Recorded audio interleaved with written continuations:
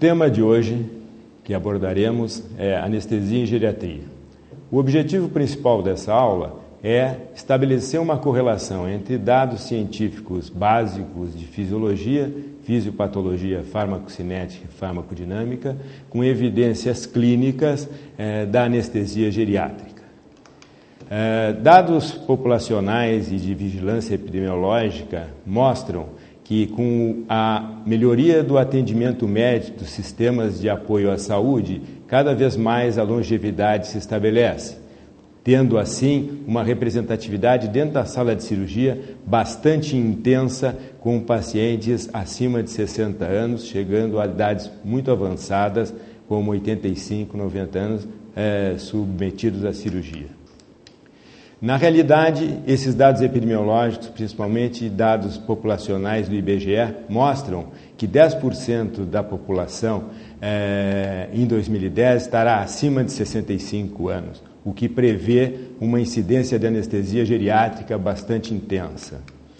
As causas frequentes de encontro de pacientes idosos no bloco cirúrgico são principalmente as traumáticas, como quedas a domicílio, com fraturas importantes, uma incidência maior no sexo feminino e alterações, acidentes durante atividade de rotina, como também os automobilísticos, os acidentes, com uma mortalidade elevada no sexo feminino, principalmente no passageiro, e lesões internas de órgãos internos, num percentual bastante elevado, como se vê ali retratado em 72%.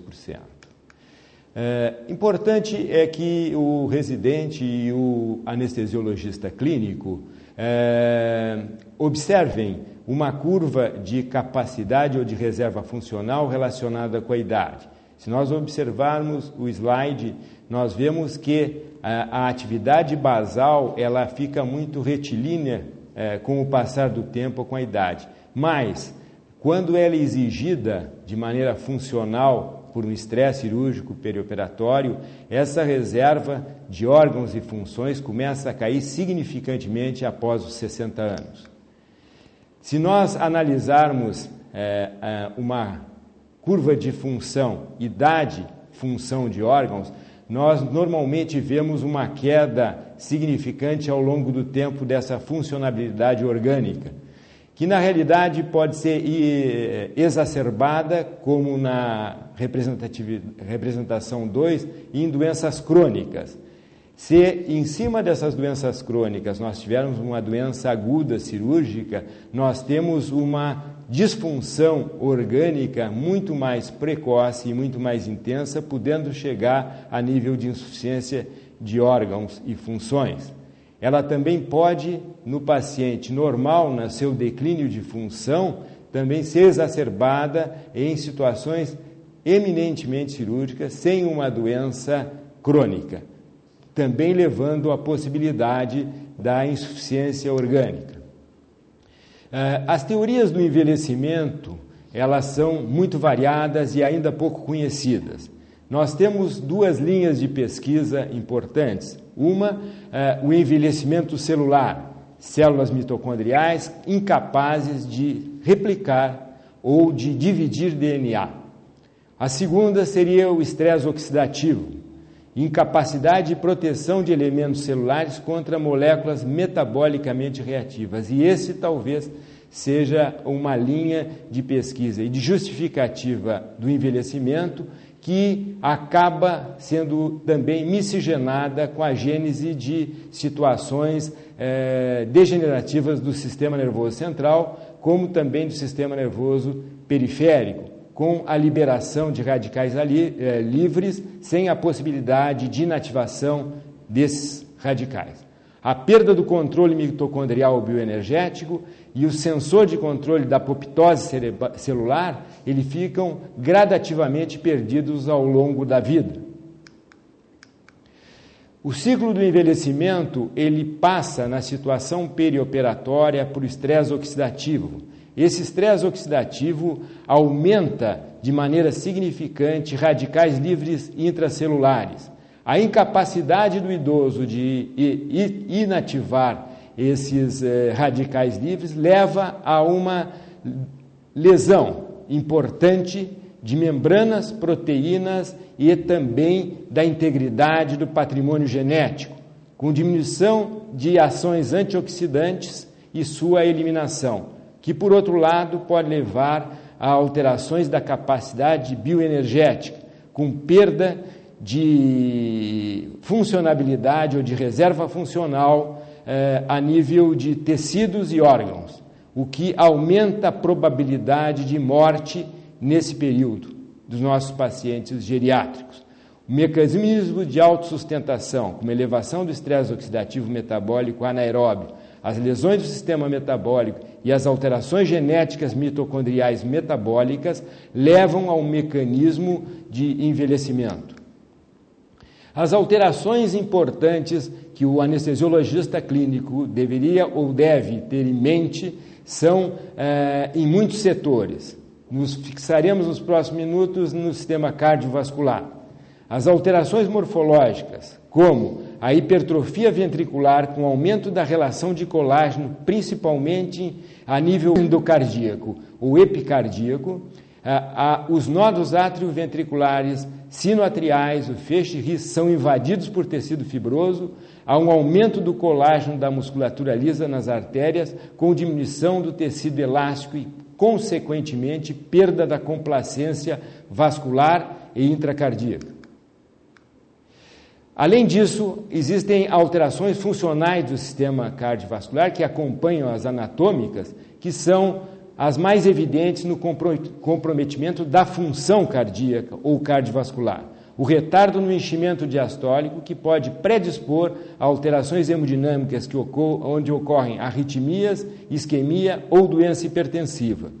Aumento na resistência vascular periférica com diminuição da perfusão cerebral, coronariana, hepática e renal, principalmente. Decréscimo das respostas cronotrópicas e inotrópicas aos estímulos beta-adrenérgicos, o que leva à redução do volume diastólico final e elevação da pressão diastólica no ventrículo esquerdo.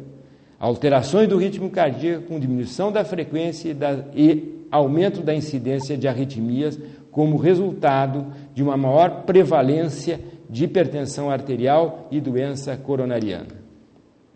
Aspectos fisiopatológicos que devem estar muito ressaltados durante a prática clínica dos residentes, preceptores e clínicos anestesiologistas é a diminuição no sistema cardiovascular da complacência vascular. Há um aumento da espessura da íntima, uma disfunção endotelial e estabelece-se em todo o sistema vascular orgânico o que se chama disfunção endotelial. Essa disfunção endotelial leva a alterações importantes como elevação da pressão arterial sistólica, elevação da pós-carga do ventrículo esquerdo e, consequentemente, uma elevação do trabalho deste ventrículo. Se nós analisarmos essas duas curvas, principalmente a da esquerda, nós temos a curva de complacência do ventrículo esquerdo. O que nos mostra? Na realidade, na relação entre a pressão intraventricular diastólica final e o volume sistólico de ejeção, o que nós notamos em vermelho é a ejeção ou a dinâmica do ventrículo esquerdo durante a sístole e a diástole, e nós notamos em azul a curva mostrando a curva de função ou de complacência ventricular esquerda do idoso. O que nós vemos é uma diferença de pressão bastante significante e que mostra no pico à esquerda do gráfico azul a diferença entre o jovem e o velho de uma atividade sistólica da aurícula fazendo uma elevação da pressão e um prolongamento da ejeção ventricular esquerda.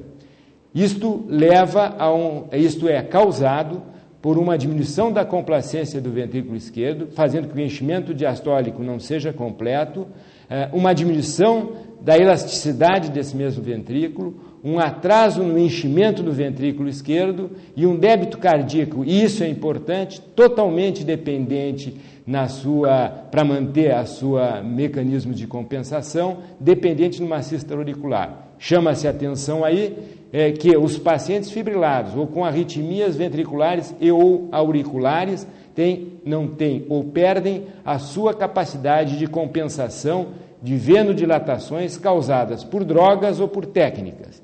Lembrar sempre que o débito cardíaco nessa situação é totalmente dependente da pré-carga. Os pacientes têm elevada sensibilidade à hiper ou à hipovolemia, não trabalham bem com alterações de volemia, sejam elas absolutas, sejam elas relativas. Relativas me refiro, por exemplo, à raquianestesia ou anestesia peridural, em que a pré-carga é rapidamente alterada, sem muitas vezes a capacidade de compensação do paciente geriátrico. As alterações cardiovasculares, como perda progressiva de miócitos e aumento de ventrículos, diminuição progressiva da complacência arterial e ventricular, aumento da pós-carga e elevação da pressão intraventricular diastólica, levam a uma queda da responsividade a alterações estabelecidas de maneira abrupta, como os bloqueios e a administração de drogas.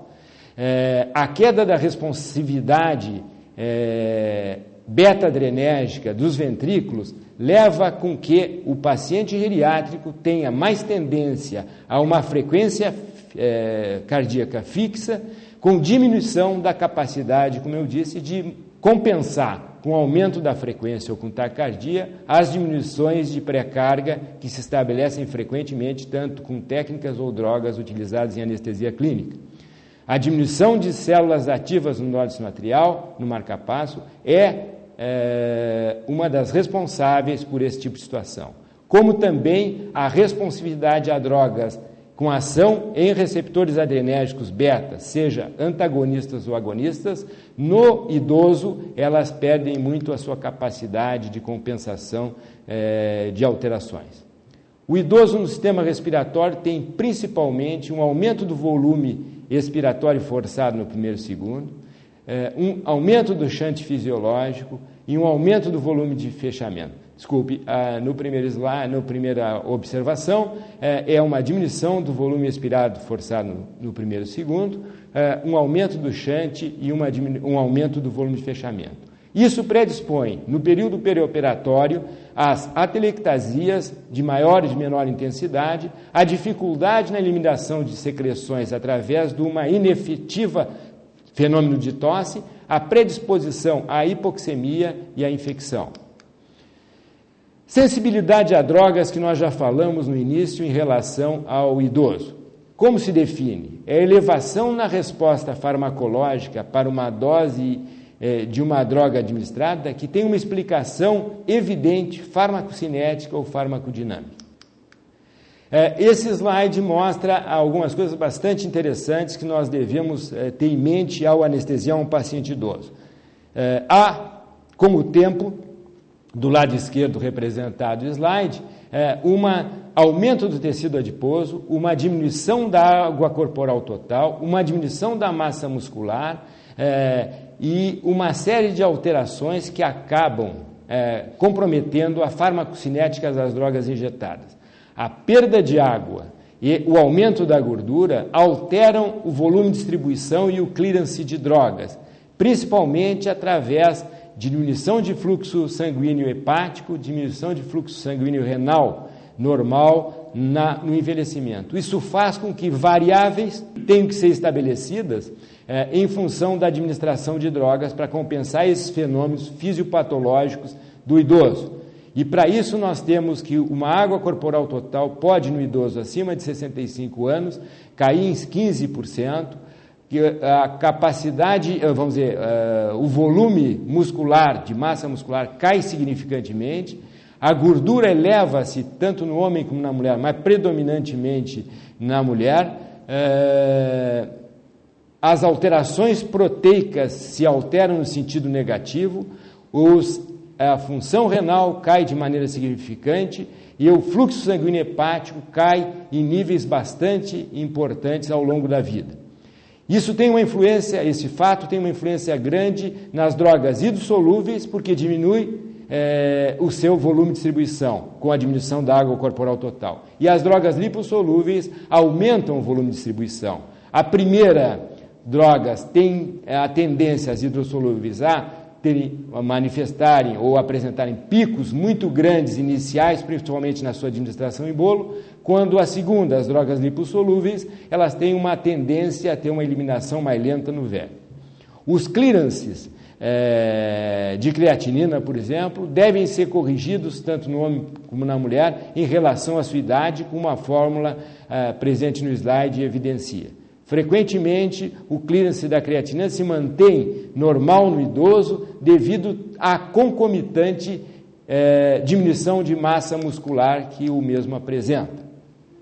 Se nós entrarmos no idoso em relação aos opioides, nós temos opioides hidrossolúveis. Com base no que foi visto no slide anterior, nós temos que a morfina, devido a ter uma característica farmacológica de hidrossolubilidade, ela tem um volume de distribuição diminuído e um clearance, consequentemente, por diminuição de filtração glomerular e principalmente no idoso acima de 70 anos, um clearance diminuído em 30%. Esses cuidados no idoso devem ser extremamente correlacionados: droga, idade, tipo de droga, característica farmacocinética. As drogas lipossolúveis como o fentanil, o sulfentanil e o olfentanil têm um clearance dependente do fluxo sanguíneo hepático importante, com diminuição de 50% da dose entre as idades de 20 a 89 anos. O que nós notamos com as drogas lipossolúveis? É que, na realidade, o seu volume de distribuição se expande, o clearance cai, principalmente dependente de um fluxo sanguíneo hepático que cai, como também de um fluxo sanguíneo renal, mas principalmente o hepático, e, consequentemente, o acúmulo de droga desse tipo lipossolúvel é muito mais evidente no velho.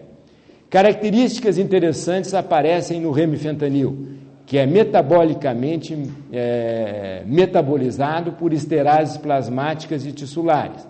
Importante lembrar que as esterases plasmáticas e tissulares diminuem muito com o acréscimo da idade ou com o aumento da idade, podendo diminuir o clearance de remifentanil em mais de 30% em idades em torno de 80 anos. Pequena significância clínica, sim, mas o acúmulo pode haver. Volume de distribuição é reduzido em 20% do remifentanil com idades em torno de 80 anos. Doses em bolos, consequentemente, picos séricos muito elevados e para efeitos como bradicardia e hipertensão, e podemos agregar ali iron chest ou contratura muscular não espontânea, prejudicando a ventilação, quando a administração em bolos de remifentanil é realizada de maneira rápida. Como também um efeito sedativo central não comum com a administração de remifentanil lenta ou contínua. Se nós analisarmos a relação normograma PRACAN dos anestésicos inalatórios em relação à idade, nós vemos que existe uma correlação importante da CAN, da concentração alveolar mínima, como também da CAN acordado, diminuindo os requerimentos, como nós vemos nas linhas vermelha, laranja e a intermitente, nos pacientes idosos, mostrando que nós devemos diminuir a fração CAN de maneira significante, corrigida, tanto quando usamos o desflurano, sevoflurano ou isoflurano. A CAN acordada do idoso, ela decresce 0,6 pontos por ano a partir dos 40 anos. Devemos corrigir os anestésicos inalatórios quando calculada a sua CAN ou a sua CAN acordada. Outro fato extremamente significante, que no que se refere ao idoso, são alterações cognitivas. Talvez seja um dos fatos fisiopatológicos que mais se estuda na atualidade em relação ao idoso, pela sua significância clínica de incidência, principalmente nas situações pós-anestésicas. Devemos pensar como evitar, porque, paradoxalmente, como foi visto no início, dados epidemiológicos nos mostram que cada vez mais nós teremos pacientes idosos nas nossas salas de cirurgia. Disfunção cognitiva perioperatória tem duas questões básicas. A disfunção cognitiva perioperatória é a exacerbação de um processo ativo durante o fenômeno de envelhecimento?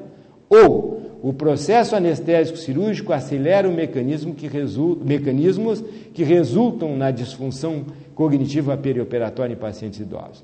Essas duas questões podem estar interrelacionadas, mas o muito importante é que na segunda nos faça pensar.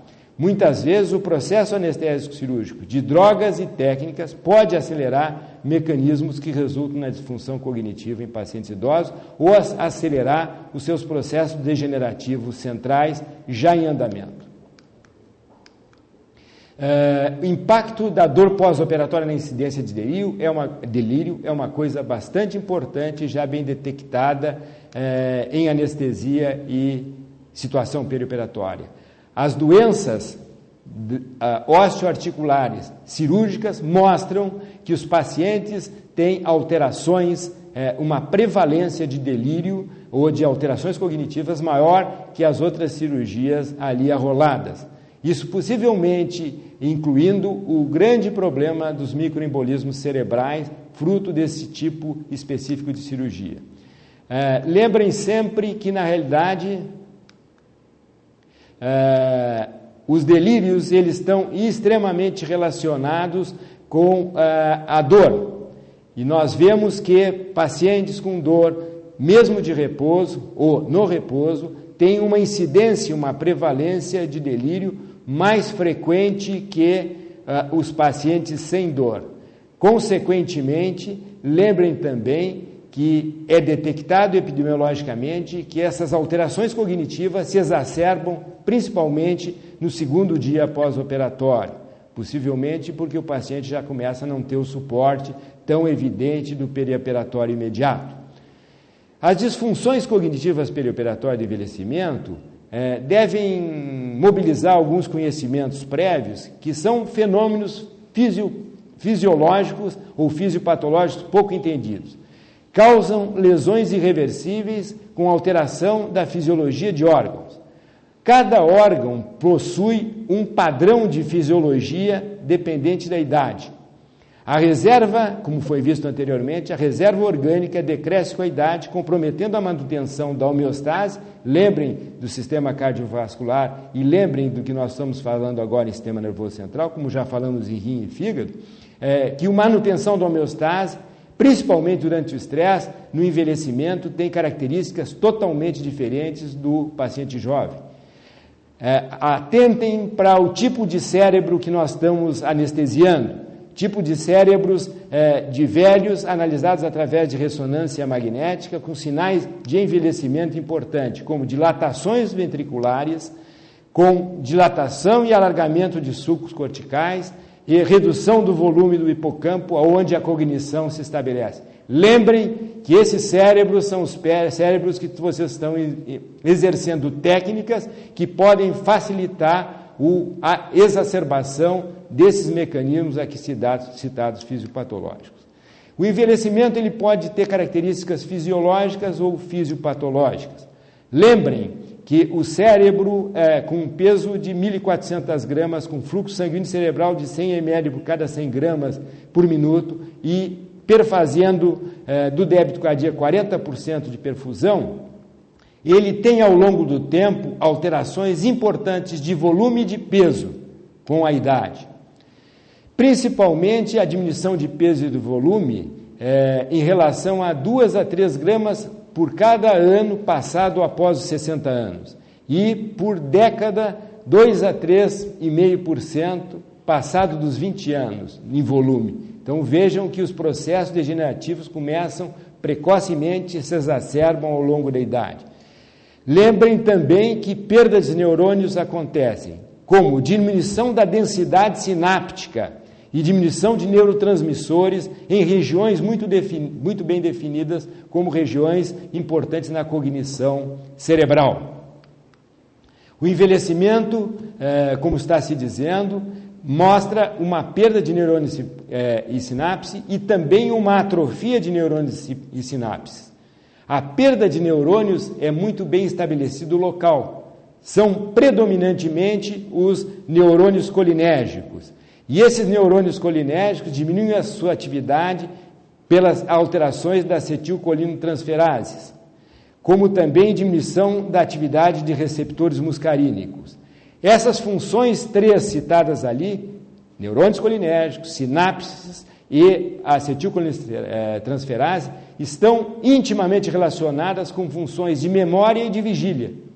Consequentemente, quando nós utilizamos a alteração de consciência e induzimos ao sono, nós estamos estimulando os mesmos mecanismos do envelhecimento, talvez causando alterações a longo prazo. O sistema colinérgico e o envelhecimento, os velhos são mais vulneráveis ao declínio das funções cognitivas no período pós-operatório quando comparados com os jovens. O envelhecimento é caracterizado pela queda de função colinérgica central e a função cognitiva. Os receptores colinérgicos perdem a capacidade de ligação com agonistas colinérgicos, principalmente nas subunidades alfa-4 e beta-2. O decréscimo da atividade límbica, amígdala e hipocampo, áreas críticas de cognição, são, e lembrem, a atividade semelhante de alguns anestésicos que nós usamos por via venosa e inalatória, como propofol e anestésicos inalatórios tipo sevoflurano e outros. O envelhecimento prevê a perda da atividade em outros sistemas, dopaminérgico, serotoninérgico, adrenérgico, GABAérgico. A elevação da atividade de astrócitos e macróglia, que antes se pensava ou se interpretava como tecido só de sustentação, eles são extremamente ativos bioquimicamente e de maneira endógena. A elevação na produção de citocininas, a elevação da proteína S, dióxido nítrico e a interleucina mostram atividades patológicas, muitas vezes, nesses setores.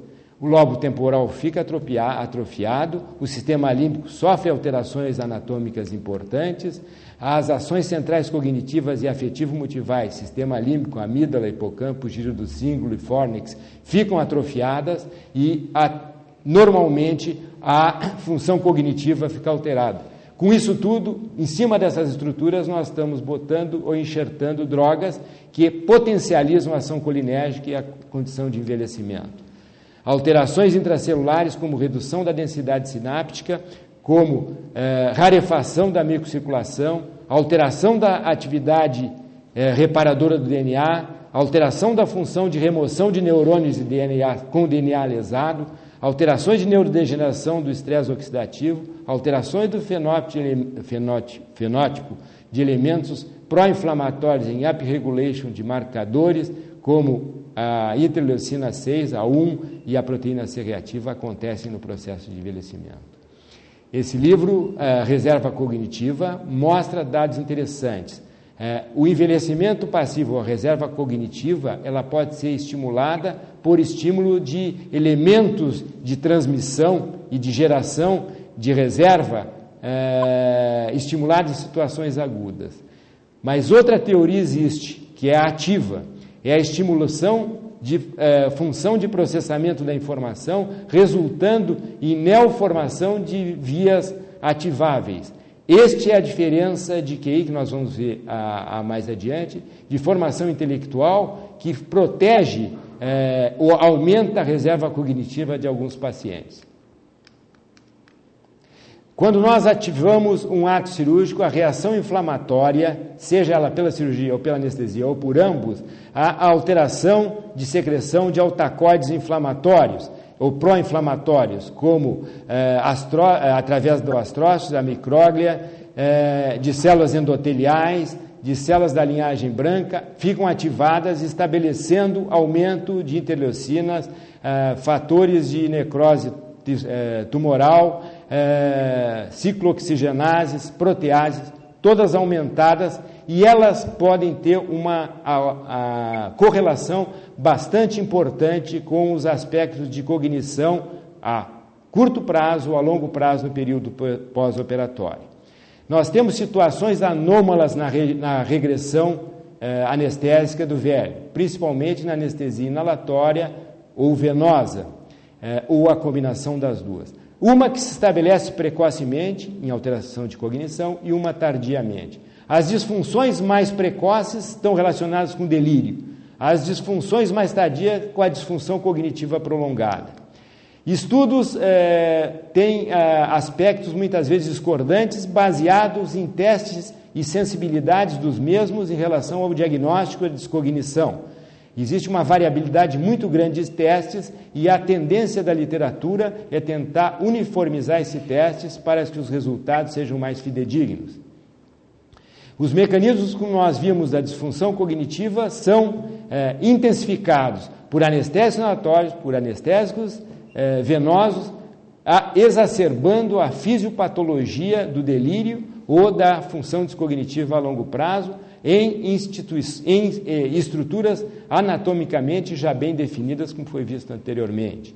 Nós temos que o delírio pode evoluir para uma disfunção cognitiva de longo prazo e a exacerbação de doenças neurológicas crônicas e degenerativas do sistema nervoso central, como nós vemos aqui representado.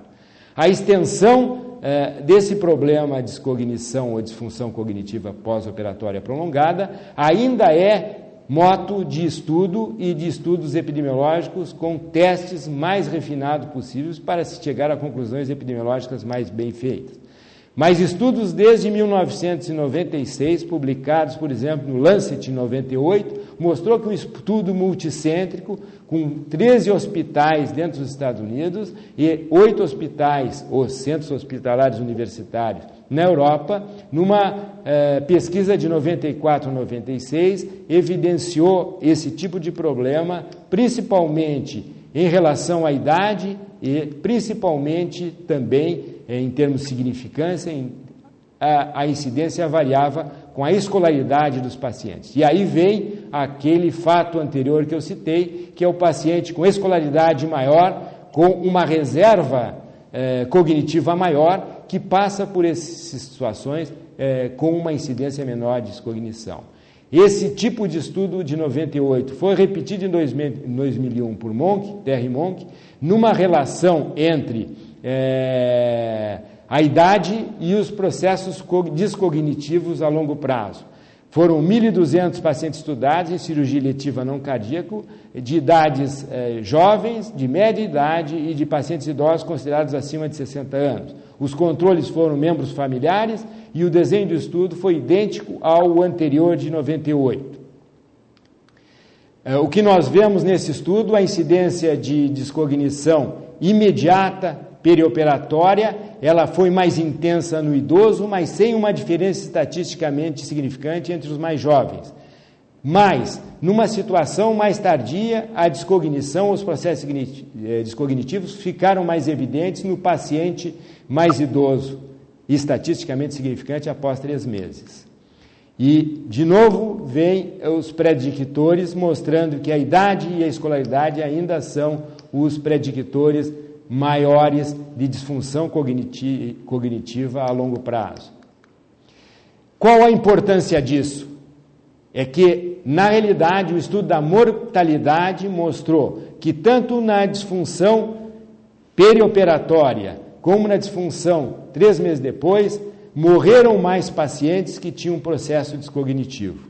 Então, esse processo descognitivo, que leva a alterações importantes neurológicas, como já foi mostrado, ele tem uma ingerência importante sobre a mortalidade perioperatória, como também a pós-operatória tardia. Morrem mais os pacientes que fazem alterações cognitivas nesses níveis. Estudo de Monk mostrou também em 1.000 pacientes de cirurgias de grande porte não cardíaco que o fator predictivo no primeiro ano de morte era em pacientes que utilizaram técnicas endovenosas ou inalatórias que mostravam índice bis baixos.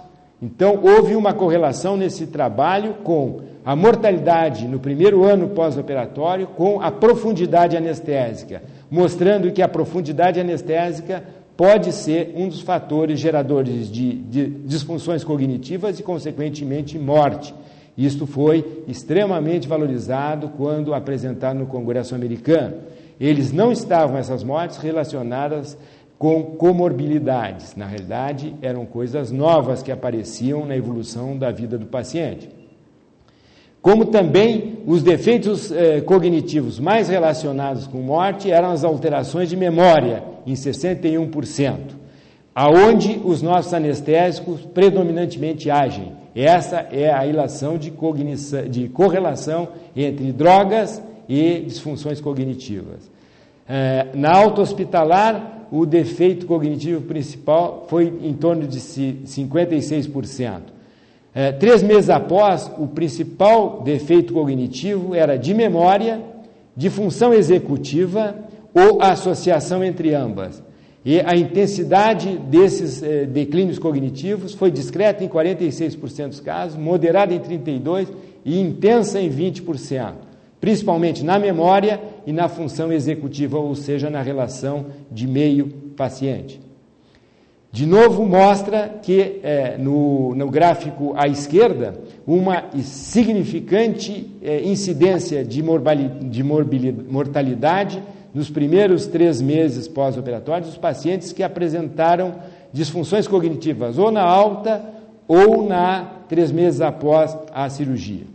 Os processos inflamatórios centrais, o BIS, a glicemia, a oximetria cerebral e a capnometria são importantes dados a serem avaliados no despertar anestésico. Nós temos que, como clínicos anestesiologistas, cuidar processos inflamatórios gerados pelo estresse perioperatório, o controle BIS, o controle da glicemia, a oximetria cerebral e a capnometria. Anti-inflamatórios. Se nós analisarmos esse trabalho bastante interessante, publicado em 2006 no Anesthesiology, ele mostrou que um grupo de pacientes submetidos a cirurgias periféricas mostrou que há uma situação em relação à dor nos pacientes não analgesiados com o nível de análogos visuais analisando a dor. Por exemplo, nesse gráfico nós temos a curva superior de pacientes que tiveram dor evidenciada por scores de dor e pacientes abaixo, as outras duas curvas mostrando indivíduos que foram analgesiados com anti-inflamatórios. Vejam os níveis de dor bastante diferentes. Mas o mais importante é que esses níveis de dor mostraram que concomitantemente no líquor ou no plasma desses pacientes, na curva pontilhada de cima, mais fraca, mostraram níveis muito elevados de prostaglandinas no líquor e no plasma. Possivelmente, esses níveis plasmáticos e esses níveis licóricos de situações de altacoides aumentados, altacoides inflamatórios, pode ser um dos motivos o processo inflamatório central e a sua contribuição perioperatória para os processos de descognição crônicos. Vejam que isso pode ser amainado, tanto no líquor como no tecido, com a administração de anti-inflamatórios. Profundidade anestésica. Trabalho publicado também recentemente, em 2008, mostra pacientes submetidos à anestesia com BIS, o índice bispectral, eletroencefalo bispectral, acima de 50 índice, ou abaixo de 38, quando analisados em scores psicofisiológicos finos, testes psicométricos finos, mostrou que a velocidade de processamento cognitivo dos pacientes que foram anestesiados com BIS mantido abaixo de 38 foi significantemente menor do que os pacientes com BIS elevado. Então, esse dado é extremamente importante porque é um dado clínico. Hoje sabe-se que pacientes anestesiados com BIS abaixo de 40 podem apresentar alterações cognitivas de longo prazo. Então, o BIS, na realidade, embora ele possa diminuir a incidência de consciência, a profundidade excessiva, por outro lado, também pode ser um fator que, arrolado, pode ser como um fator etiológico cooperativo ou principal da descognição pós-operatória. Evidentemente, o eletroencefalo bispectral acima de 60 tem grande possibilidade da consciência, mas o eletroencefalo bispectral abaixo de 40 mostra indícios da potencialidade fisiopatológica de descognição. Esse slide, desculpem, mas na realidade ele é muito carregado, mas ele mostra um trabalho de que, embora a consciência pareça ser protegida, a ausência de consciência pareça ser protegida com BIS entre 60 e 40 de índice, esse trabalho no New England mostrou que tanto em anestesia inalatória como anestesia venosa, casos de consciência transoperatória foram ocorridos ou ocorreram com BIS na faixa entre 60 e 40. Então, na realidade, nós temos aqui representado 3 casos em que tanto a anestésico inalatório na linha verde como anestésicos venosos na linha vermelha mantiveram BIS em parâmetros ditos seguros para a consciência, mas os pacientes referiram total consciência no transoperatório, verbalizada no pós. As conclusões nesse estudo sobre BIS e consciência. Primeiro, nos faz pensar que tanto a anestesia superficial com consciência ou anestesia extremamente profunda com BIS abaixo de 40 podem ser fatores eventuais etiológicos da descognição pós-operatória tardia. As conclusões desse trabalho do BIS com consciência foi não concordância com os estudos prévios sobre a consciência BIS versus consciência, como eu disse. O uso de BIS não reduziu as doses clínicas de anestésico. O período de consciência ocorreram durante BIS e fracional expirada final de cefalopurano propostos como geradores de inconsciência. Então, na realidade, nem sempre a supressão do BIS, no sentido de baixa ou de elevação, são a solução total. A anestesia ainda é uma arte não tão precisa. Lembrem sempre desse fato aqui, que é o índice de supressão BIS, dentro do aparelho BIS. O índice de supressão da atividade cerebral, ele é um dado importante em cirurgia geriátrica, uma vez que ele pode representar a tendência à alteração na relação perfusão-atividade cerebral. O índice BIS de supressão é um parâmetro calculado para informar a incidência de aparecimento zonas elétricas, flatline, no espaço de 63 segundos, e ele oscila de 0 a 100. O melhor seria, evidentemente, o potencial evocado para avaliar a profundidade anestésica, coisa que nós não conseguimos, principalmente os potenciais de merda de latência e a sua deformidade com a administração de anestésico inalatório ou endovenoso, mas a interferência do campo eletromagnético na sala de cirurgia, fruto de elementos como termocautério e outros, nos impossibilitam desse tipo de avaliação transoperatória. A hiperglicemia seria outro dado importante a ser controlado, principalmente nos pacientes idosos. Por quê? Porque a hiperglicemia aumenta o processo inflamatório, certamente, e pode ter ingerência sobre lesões adversas do sistema nervoso central. Devemos controlar essa glicemia com dados algoritmos bastante bem estabelecidos em relação à glicemia encontrada no momento. Sejam agressivos no tratamento da glicemia. A oximetria cerebral é outro dado importante no paciente idoso, porque o cérebro é dependente de oxidação aeróbia da glicose, com poucas reservas nesse substrato. A intensa dependência do cérebro na relação fluxo-consumo de oxigênio. O desacoplamento nessa relação fluxo-consumo pode alterar muito intensamente a função cerebral do idoso. 2% do peso corporal com índice metabólico extremamente elevado, levando apenas 15% de débito cardíaco do sistema nervoso central. Na realidade, nós temos a chance em situações de cirurgia de grande porte ou instabilidades em diabéticos graves, vasculopatas sistêmicos, de colher sangue no bulbo jugular, que representa toda a drenagem e a captação de oxigênio cerebral.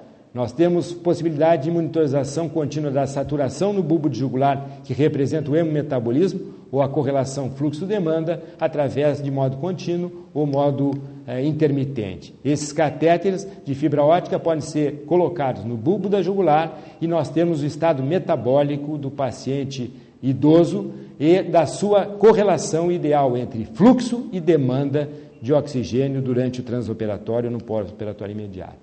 Muitas vezes nós temos o desacoplamento metabólico com queda da saturação, levando ao que se chama de hipóxia oligêmica, ou seja, o índice metabólico está extremamente elevado para fluxo sanguíneo cerebral estabelecido naquele momento.